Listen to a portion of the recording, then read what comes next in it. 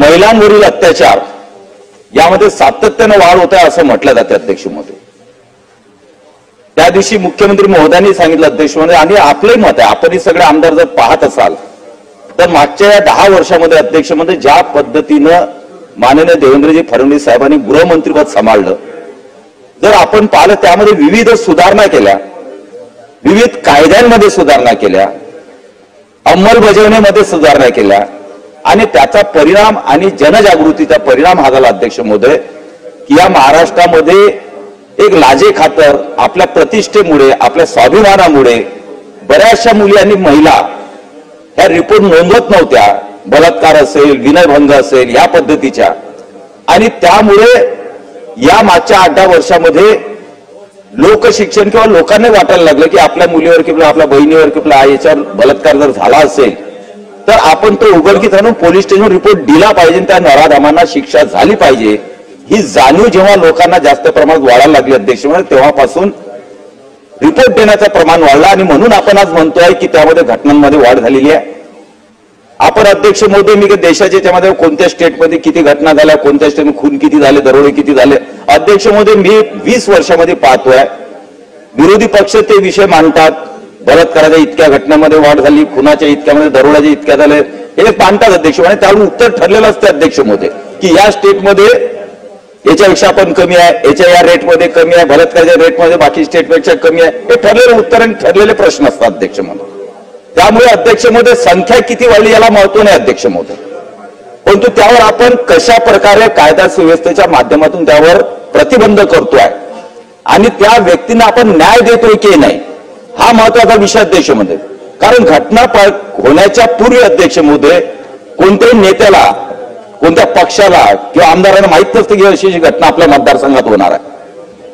त्यामुळे अध्यक्ष महोदय घटना घडतात अध्यक्ष महोदय, पण त्यामुळे संवेदनशीलता ही घटना घडल्यानंतर कायदा सुव्यवस्थेच्या दृष्टिकोन राज्यकर्त्यांनी सुद्धा घ्यायला पाहिजे, आणि त्याप्रमाणे विरोधी पक्षाने राजकारण न करता त्या घटनेची मांडणी केली पाहिजे। अध्यक्ष महोदय आम्ही 4 घटना आता माननीय जितेंद्र आव्हाड साहेबांनी मांडल्या अध्यक्ष महोदय, इतक्या छान रंगून मांडल्या की जसं महाराष्ट्र आता जगामध्ये सगळ्यात कायदा सुव्यवस्थेच्या दृष्टिकोनातून एकदम पिछाळलेलं राष्ट्र झालं, आणि महाराष्ट्र एकदम आता कायदा सुव्यवस्था म्हटल्यापेक्षा काहीच राहिली नाही अशा पद्धतीने एक एक घटना रंगवून त्याने सांगितलं अध्यक्ष महोदय।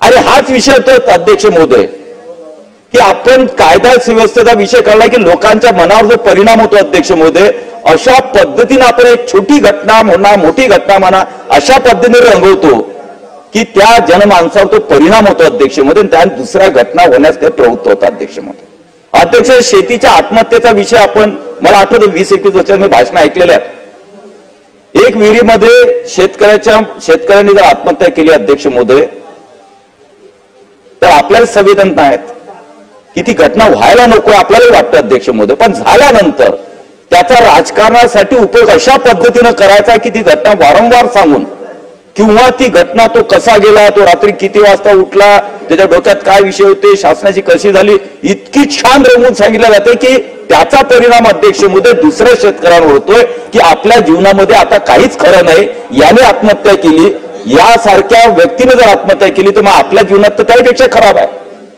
आणि निराशेची भावना निर्माण करण्याचं काम आपल्या भाषणातून होऊ नये। आपलं भाषण अध्यक्ष महोदय किंवा आपले विचार मांडताना लोकांमध्ये निराशा न होता एक चांगल्या प्रकारचं त्या घटनेला न्याय देत असताना पुढे त्या घटना घडणार नाही त्याच्यावर आपल्या काय सूचना आहेत ह्या सुद्धा त्यामध्ये असणे आवश्यक आहे अध्यक्ष महोदय। आता महिलांवरील अत्याचार अध्यक्ष महोदय आपण जर पाहतो महाराष्ट्रामध्ये अध्यक्ष महोदय, देशामध्ये महिलांवर जे बलात्कार किंवा विनयभंगाच्या किंवा ज्या केसेस बालिकांवर होतात अध्यक्ष महोदय, मुलांवर होतात, छोट्या मुलांवर, त्या मॅक्झिमम 95% वर जर म्हटलं तर त्या जवळच्या नातेवाईकांकडून होतात। याचं कारण काय असेल अध्यक्ष महोदय?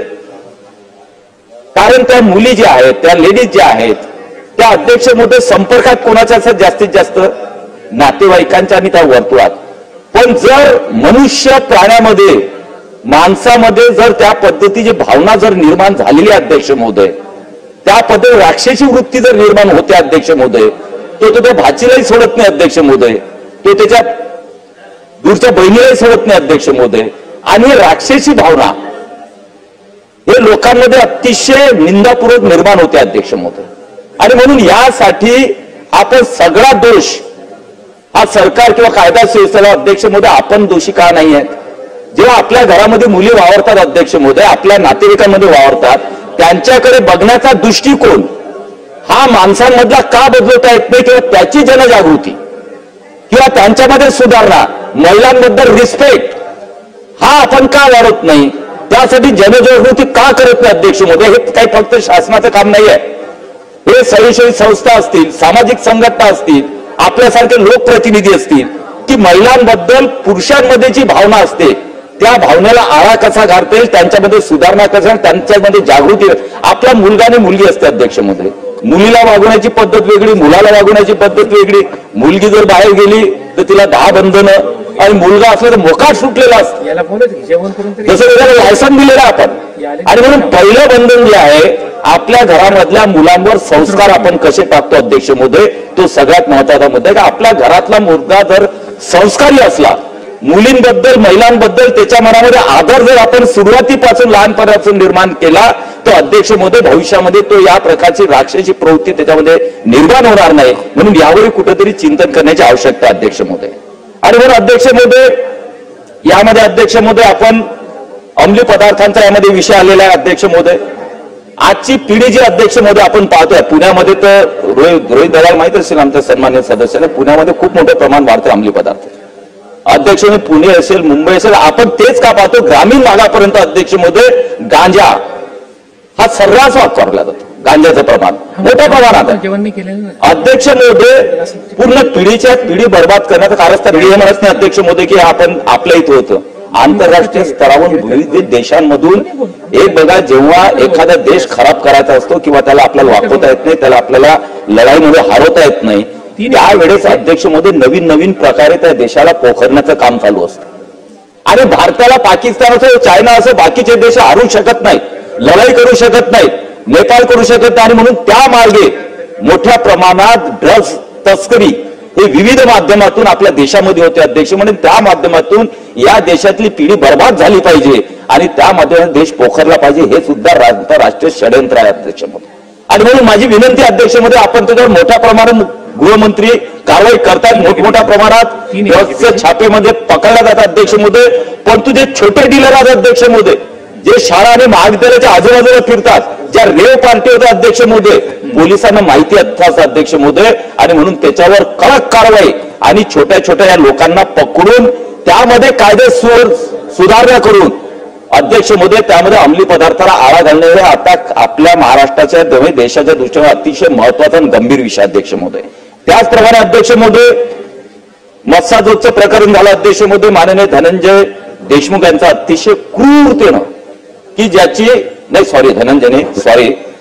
संतोष देशमुख अतिशय क्रूर अध्यक्ष महोदय, मनाला अतिशय वेदना देणारी ती घटना घडली अध्यक्ष महोदय. म्हणजे गुन्हेगारी प्रवृत्तीमध्ये इतकी क्रूरता, हिंस्त्र जो आपला स्वभाव कसा असू शकतो अध्यक्ष महोदय, की त्याचे तुकडे करणे, काय काय केलं काय नाही आता त्याच्यामध्ये जाणार नाही अध्यक्ष महोदय. आणि क्रूरता येते कुठून अध्यक्ष महोदय? पैशाचा माज हा जो चढलेला असतो अध्यक्ष. म्हणून अंमली पदार्थाचा अंमल हा जेव्हा माणसाच्या डोक्यामध्ये चढतो अध्यक्ष महोदय, त्यावेळेस अशा घृणास्पद घटना घडतात अध्यक्ष महोदय. आणि त्या घटनेचं राजकारण केल्यापेक्षा पुढे त्या घटना घडणारे अध्यक्ष महोदय. आणि हे बघा अध्यक्ष महोदय की त्या घटनाक्रम जर आपण पाहिला, सुरुवातपासून गृहमंत्री महोदयाने अतिशय संवेदनशीलतेनं तो विषय हाताळलेला अध्यक्ष महोदय, संवेदनशीलतेने हाताळला. एक एक आरोपी अटक करत असताना जेव्हा तो वाल्मिक कराडपर्यंत विषय गेला अध्यक्ष महोदय, एकदम तो तुम्ही हे करू शकत नाही अध्यक्ष महोदय.